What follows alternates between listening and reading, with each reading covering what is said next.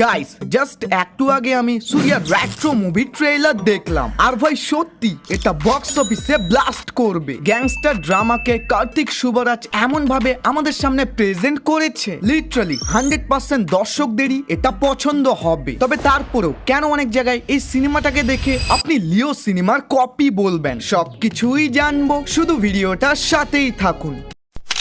শুরুতেই আপনাদের হালকা একটু মুভির গল্পের সম্পর্কে বলি। গল্প হলো একটা সার্কাসের। না না না না না, হাতি ঘোড়া বান্দর এগুলোর সার্কাস না। এই সার্কাসে খেলা হয় একে অপরকে মারার। মূলত এখানে দুইটা টিম থাকবে, রেড অ্যান্ড ব্ল্যাক কালারের। অ্যান্ড রেড কালারে থাকবে আমাদের হিরো সূর্যা। আর ভাই এখানে কিন্তু হচ্ছে একদমই ব্রুটাল লড়াই। কেউ যদি এখানে মরেও যায় তারপরও কারো যায় আসে না। আর আমাদের হিরো কিন্তু এখানে কোনো নর্মাল ছেলে না, মারামারি কাটাকাটি এগুলো সে রেগুলারই করে। তবে এর মধ্যেই তার জীবনে এন্ট্রি মারে পূজা হেকড়ে, যাকে পাওয়ার জন্য সে সবকিছু ছাড়তেই রাজি। বাট তার পাস্ট রেকর্ড এতই খারাপ যে কখনো এই গ্যাং থেকে তাকে মারতে আসতেছে তো কখনো ওই গ্যাং থেকে তাকে মারতে আসতেছে। মানে সে ভালো হতে চাইলেও এই মারপিট তার পিছনই ছাড়ে না। আর এই সবকিছুকেই ঠিক করার জন্য আমাদের হিরো ডায়লগ মারে, तुमने आज तक नहीं देखा ऐसा युद्ध देखने मिलेगा। Then back to back fight sequence আমাদের সামনে দেখানো হয়। আর ভাই বাস গল্পের সম্পর্কে এতটুকুই আমরা ট্রেলার টিজার দেখে জানতে পেরেছি। তবে হ্যাঁ, এখানে সূর্যা ও তার বাপের শুরুতে